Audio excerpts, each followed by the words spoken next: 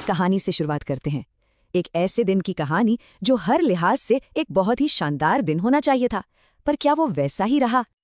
बस यही एक सोच दिमाग में आई, एक छोटी सी चिंगारी जो एक बहुत बड़ी विनाशकारी आग लगा सकती है।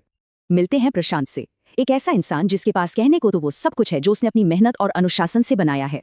वो एक कामयाब सेल्स हेड है, अच्छी खासी सैलरी, एक बड़ा सा बंगला और 2 प्यारी प्यारी बेटियां, एक परफेक्ट जिंदगी है ना। पर एक आदत है, रोड रेज, और यही वो कमजोरी है जो उसकी बनाई हुई इस पूरी दुनिया को तबाह कर सकती है। और आज का दिन तो प्रशांत के लिए बहुत ही बड़ा दिन है। उसने अभी अभी $50,000 की एक जबरदस्त डील पक्की की है और बस इसी खुशी में अपनी नई चमचमाती ऑडी में घर की तरफ जा रहा है सेलिब्रेट करने के लिए। लेकिन फिर अचानक सड़क पर एक पुराने रिक्शे से एक छोटा सा कट लगता है और उसकी नई गाड़ी पर एक खरोच आ जाती है। बस एक ही पल में जश्न का सारा मूड खराब हो जाता है। गुस्से के उस एक पल में प्रशांत एक ऐसे चौराहे पर खड़ा है जहां से 2 रास्ते जाते हैं। अब सवाल ये है कि वो कौन सा रास्ता चुनेगा। उसका पहला रिएक्शन, गाड़ी से उतरो और उस रिक्शा वाले को सबक सिखाओ। सोर्स इसे ही डोमिनेंस गेम या प्रभुत्व का खेल कहता है। ये दिखाने की होड़ के मैं तुमसे बेहतर हूं, मेरी गाड़ी बड़ी है, मेरी ताकत ज्यादा है। लेकिन तभी कुछ ऐसा होता है जिसकी उसने कल्पना भी नहीं की थी। एक साइकिल वाला आकर उसी रिक्शा वाले से झगड़ने लगता है और इसी वजह से प्रशांत को सोचने के लिए वो कुछ कीमती पल मिल जाते हैं। और बस यही सवाल उसके दिमाग में कौंधता है, लेकिन अगर मैं नीचे उतर गया होता तो? यही वो सवाल है जो सब कुछ बदल देता है और उसे एक बहुत ही डरावने रास्ते की तरफ सोचने पर मजबूर कर देता है। तो चलिए जरा सोचते हैं, अगर प्रशांत अपने गुस्से पर काबू नहीं रख पाता और उस अंधेरे रास्ते पर चल पड़ता तो क्या होता।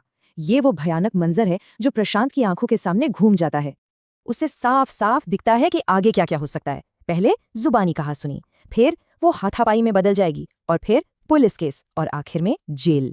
$50,000, जरा सोचिए, ये वो रकम है जिसकी डील उसने कुछ देर पहले ही की थी, और अब एक छोटी सी खरोच के लिए ये सब कुछ दांव पर लगा है। लेकिन पैसों से भी बड़ा नुकसान है उसकी इज्जत। वो सोचता है कि उसकी बेटियां, उसकी अपनी बेटियां उसे टीवी पर देखेंगी जेल की सलाहों के पीछे। इस शर्मिंदगी का, इस दुख का कोई मोल नहीं है। अच्छा, तो अब वापस आते हैं उस मोड़ पर और देखते हैं कि जब प्रशांत दूसरा रास्ता यानी समझदारी का रास्ता चुनता है तो क्या होता है। अचानक प्रशांत को एहसास होता है कि ये डोमिनेंस गेम कितना कितना बेवकूफ़ी भरा है। उसे समझ आ जाता है कि इस छोटी सी लड़ाई के चक्कर में वो अपनी पूरी जिंदगी को दांव पर लगा रहा था। और उस रिक्शा वाले पर चिल्लाने के बजाय वो अपना फोन निकालता है, अपनी पत्नी को फोन करता है और कहता है, सुनो, मैं आज जल्दी घर आ रहा हूँ, आज हम सब पिज्जा खाएंगे। वो अपना ध्यान उस चीज पर लगाता है जो सच में जरूरी है, उसका परिवार। और बस वो मुस्कुराता है और अपनी गाड़ी आगे बढ़ा लेता है। पीछे वो साइकिल वाला और रिक्शा वाला अभी भी लड़ रहे होते हैं। उसने उस पूरे हंगामे को पीछे छोड़ दिया और अपने घर की शांति की ओर बढ़ गया। तो प्रशांत की इस कहानी से हमें क्या सीख मिलती है? सबसे अहम बात यह है कि गुस्से के वो जो चंद सेकंड होते हैं ना, उनमें छिपे असली खतरों को पहचानना बहुत जरूरी है। देखिए, सोर्स मटेरियल इन खतरों को 3 तरह से बताता है। पहला, शारीरिक यानी फिजिकल, चोट लग सकती है। दूसरा, आर्थिक, जाहिर है पैसों का नुकसान। और तीसरा, कानूनी, मतलब पुलिस कोर्ट कचहरी के चक्कर।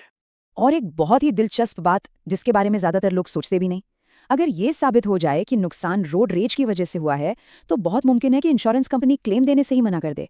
मतलब जिस सुरक्षा के भरोसे हैं वही चली जाएगी। तो देखिए, एक तरफ है सिर्फ 30 सेकंड का गुस्सा और दूसरी तरफ है 30 साल की मेहनत से बनाई हुई जिंदगी। एक तरफ है तबाही और दूसरी तरफ है शांति और खुशहाली। चुनाव बहुत साफ है ना? तो अगली बार जब भी सड़क पर ऐसा कोई मौका आए तो एक पल रुक कर बस ये सोचना कि उन 30 सेकंड की कीमत क्या है। ये कहानी हमें इसी सवाल के साथ छोड़ जाती है।